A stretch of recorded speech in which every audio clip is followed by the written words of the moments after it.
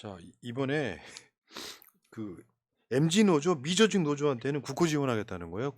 지금 노조들 뭐 건설 노조한테는 건폭이라고 했잖아요. 우리 건폭 윤석열 씨가 노조한테 폭력배란 이름을 붙였어요. 야, 조폭, 주폭, 학폭. 그러니까 다 안 좋은 이미지잖아. 딱 네이밍 이름을 딱 지어서 건폭.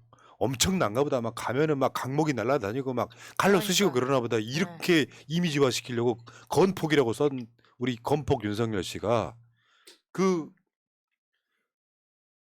이건 볼게요.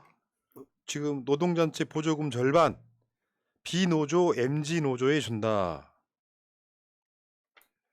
회계장부 안 낸 노조 지원 끊어. 양대 노총 국고 보조 절반 축소. 이거 미친 짓입니다. 미친 짓. 알고 보면. 그러니까 이 찍들 입장에서는 아 시원하다고 할 텐데 미친 짓이라고. 자기 목에 칼 들어오는 소리예요. 지금부터 진실을 한번 밝혀드릴게요. 일단 기성 노조한테는 그 기성 노조나 새로 올라오는 MG 노조나 어차피 의리잖아요. 이 대결 받는 게 지원금 얼마 되지도 않아. 그 을과 을을 지원금으로 갈라치기 하는 거야. 최악질 정권이죠. 근데 비노조나 MG 노조에 준다는 거는 비노조는 노조에 가입하지 않은 그냥 일반 노동자를 이야기하는 건데 그러면 그냥 일반인들한테 준다는 이야기잖아요. 뭐 거기에 가깝다고 봐요. 네. 사실 더 위험한 거죠. 직장인 협의체 뭐 이런 것들을 만들어서 노조에 가입하지 않는 그 사람들에게 주겠다는 건데 그러면 결국은 그 노조에서 요구하는 어떤 노동 조건에 대한 좀 노동 조건을 좀 좋게 나아지게 하기 위한 이런 임금 협상이나 이런 것들을 다 무력화시키겠다는 거죠. 그런 직장인 협의회에 돈을 더 주겠다라는 거는 사람들이 그쪽으로 몰아가게 하겠다는 거 아닙니까? 아니 근데 근로소득세는 올리면서 갑자기 또 비노조 노동자에게는 이렇게 지원을 하겠다. 이런 거는 지금 노조 가입률이 높아져야 되는 상황에서 이거 오히려 노조의 가입을 막고 있는 상황인 거죠. 마치 또 자기들이 굉장히 돈을 많이 주는 것처럼 이렇게 이야기를 합니다. 그러니까 그 MG 노조라는 게 뭐 대단한 노조가 아니고 MG 세대 노조라는 거예요. 그 젊은 애들 사람들이 만든 노조. 지금 복수 노조가 허용이 되기 때문에 난 그 노조 안 들어갈래. 옛날에 구닥다리 어른들 중년들 하는 거 말고 우리끼리 노조 만들겠다면 활성화 시켜주는 거예요. MBC의 3노조 같은 거예요. 네네. 그걸 만들어서 지원해주겠다 이런 거거든. 근데 골 때리는 게 전체 노동단체한테 주는 보조금 어마어마합니다. 윤석열이 그랬잖아. 국민 세금 막 몇천억. 몇천억이라고 했죠. 1년에요. 44억 정도 됩니다. 특활비도 안 되네? 그러니까 1년에 노동단체들한테 주는 전체 규모가 44억이에요. 근데 그 보조금 중에 이렇게 저렇게 하면은 대개는 한국노총에 가요. 그거 되게 충격적이더라고요. 그러니까 그 중에 44억 중에 약 그 그러니까 이게 작년에 올해 바뀌었는데 작년이 44억이고 올해는 그 보조금이 한 35억 정도 되는데 그게 한국노총한테 대부분 가고 민주노총한테 그것도 본부가 아니고 지역본부에 이렇게 저렇게 한 3억 원 정도 들어가. 그러니까 한국노총이 10배 정도 더 가져간다는 이야기입니다. 조합원이 더 많아요. 아, 더 한국노총이. 많다고. 대박. 아니 그러다 보니까 한국노총까지도 지금 이 사태에 반발을 하고 있는 거죠. 예. 근데요. 경총 등의 사용자 단체들이 있어. 5대 사용자 단체. 여기에 들어가는 돈이 1년에 689억 원이에요. 올해 기준. 그러니까 한국경영자총협회, 대한상공회의소, 중소기업중앙회, 한국중견기업연합회, 무역협회 여기에 들어가는 돈이 689억 원이에요. 그럼 아까 노조한테 주는 전체 노동자한테 주는 합이 44억이라고 그랬잖아요. 네. 근데 기업체 사장들한테 주는 게 더 많다는 거죠. 사실 훨씬 많이 사용자들한테. 들어가잖아. 네. 그걸 갖다가 지금 사용 내역 안 보여주면 니들한테 안 주고 우리가 새로 만든 MG 노조한테 줄게. 이건 미친놈 아니면 뭘까 이런 생각이 들어요. 진짜 이거는 노노 갈라치기라고밖에 볼 수 없는 겁니다. 그리고 그 노총들에서 운영하는 이 금액도 대부분이 그 상담 업무에 법률 상담 구조 업무에 많이 쓰이거든요. 그 법률 상담이라는 게 내가 일을 하다가 뭔가 안 좋은 일을 당했을 때 노동에 대한 그 상담이 필요할 때 산재에 대한 상담이 필요할 때 그런 등등에 대해서 그걸 구조해주는 지원을 하는 부분인데 여기에 대한 뭐 인건비, 상담소 운영비 이런 것들을 다 없애겠다는 거죠. 노동자들의 권리를 다 빼앗겠다는 겁니다. 그 마치 뭐 엄청난 경영을 경영 지원을 해주는 것처럼 막 이야기를 하는 거예요. 근데 그에 비해서 그 경총의 정부 지원금 말씀하신 대로 689원에 대해서는 경부 지원을 하는데 이거 뭐 회계 내놔라 이런 말은 절대 안 하지 않습니까? 그 경총 같은 경우에는 2018년에도 그 비밀 정부를 만들어서 그것 때문에 문제가 된 적이 있었고 그리고 씨발 진짜. 골프 회원권에 6억 5천만 원 어치를 사가지고 그때 한참 문제가 된 적이 있습니다. 이런 전과가 있는 경총에 돈을 지원하면서 왜 여기에는 감사 제출해라 이런 말 안 합니까? 그러니까. 양대 노총 다 합쳐서 44억이고요. 이제 그 양대 노총을 상대하는 것이 경총이에요. 경영자 총연합회 사용자 단체란 말이야. 여기만 116억이 지원됩니다. 있는 놈들한테 더 지원해 주는 그러니까요. 거지. 그리고 그 사용자 단체가 경총만 있는 게 아니고 아까 말씀드린 것처럼 대한상공회의소, 중소기업중앙회, 한국중견기업연합회, 무역협회 그리고 경총 포함해서 700억 가까이를 지원해 주는. 야, 44억 주면서 그중에 반을, 그러니까 이것도 불법이라고 나왔잖아요. 그 내역을 공개하는 것 자체가 불법이라고. 네. 하면 안 된다고. 뭐 나한테는 뭐 법은 필요 없어. 나는 법 안 지켜도 돼. 아유 씨. 결국은 그 고민정 의원이 한동훈한테 물었잖아요. 대법원의 판결이 중요하냐고. 너무나 당연하게 중요하다고 해서 어이없는 질문을 했다는 듯이 물어보지만 다시 한번 물어봐야 돼요. 대법원 판결이 중요하냐고.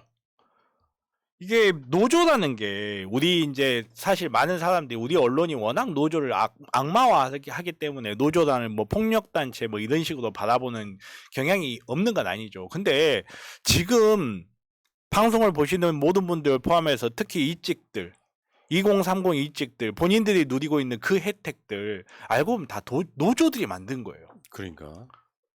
맞아. 자, 거기다가 추경호가 그 국회 나와서 한 말이에요. 저 노란봉투법이 환경노동위원회 통과하니까 한 말입니다. 노란봉투법은 헌법과 민법 원칙에 위배된다. 법원은 이미 판결로 반박을 했는데 노란봉투법은 민법과 헌법 원칙에 위배된다. 이미 판결이 나왔잖아요. 저번에 그저 택배 노조 관련해 갖고. 아니 이 정부는 윤석열도 그렇고 원희룡도 그렇고 뭐 어떤 법원의 판결이나 이런 거 위에 본인들이 있습니다. 다 그렇게 이야기를 하고 있어. 지금도 지금 법원 판결과 상관없이 헌법과 민법에 위배된다라고 추경호가 먼저 말을 꺼내버리는 겁니다. 근데 지난해 판결에 CJ 대한통운 택배 노조와 단체 교섭 거부는 부당 노동 행위다. 이게 왜 그런 거냐면은 지금 계속해서 원청 그러니까 사용자가 내가 그 계약한 회사와 그 회사가 하청업체로 노동자를 고용을 했을 때 분쟁이 나면은 그 대기업은 손절하는 거죠. 대기업은 상관이 없다. 우리가 직접적으로 계약한 게 아니기 때문에 지금까지 그런 기조를 해왔단 말이에요. 근데 그게 지금 부당 노동 행위라고 거부하는 것에 대해 부당 노동 행위라고 판결이 난 거죠. 그러니까 지금 우리 방송 처음 들으시는 분한테 다시 한번 설명을 드리면 쌍차도 마찬가지고요. 진압할 때 불법 파업이라고 진압을 했고 저번에 대우조선 파업도 불법이라고 진압을 했던 이유가 되게 간단한 거예요. 사업장에 와서 일하는 사람들은 쌍용 자동차나 대우조선해양의 자동차의 사람들이 아니고 하청업체 사람들이란 이유야. 니들이 하는 파업은 불법이다. 그래서 이재명 대표가 한 말 있죠. 노란봉투법을 합법 파업 보장법으로 부르자. 결국엔 누가 실질적으로 고용하느냐의 문제인데 원청과 하청의 문제라고 해서 파업 못하게 하는 거예요. 그 문제였던 거거든. 그래서 서울행정법원이 그 CJ 대한통운 판결할 때 핵심 키워드가 뭐냐면 사용자 범위를 확대하는 것이 합헌적 해석이다. 실제로 고용하는 사람들이 저기 CJ 대한통운인데 그 하청업체에서 일을 한다고 그래서 파업 못하게 하는 건 말이 안 된다. 네. 그것이 헌법에도 맞다라고 판결을 한 건데 추경호가 지금 헌법과 민법 원칙 공부 좀 해라 이 새끼야. 세상에 제일 무능한 내가 봤더니 저거. 아 되게 열받는다니까. 저렇게 무능한 애들이 혼자 똑똑한 척을 하는 게 생김새만 다르지 윤석열하고 추경호는 똑같아. 진짜 열받는 거는 언론이 이런 걸 지적을 안 해요. 이런 바보 같은 이야기를 하면 헤드라인에다가 헌법과 민법에 어긋난다 이런 황당한 제목이 아니고 추경호 또 법리에 어긋나는 이야기 국회에서 이렇게 해야 되는데 기사가 그렇게 나오질 않아요. 저는 그게 더 화가 나요. 보통 VS로 그렇죠.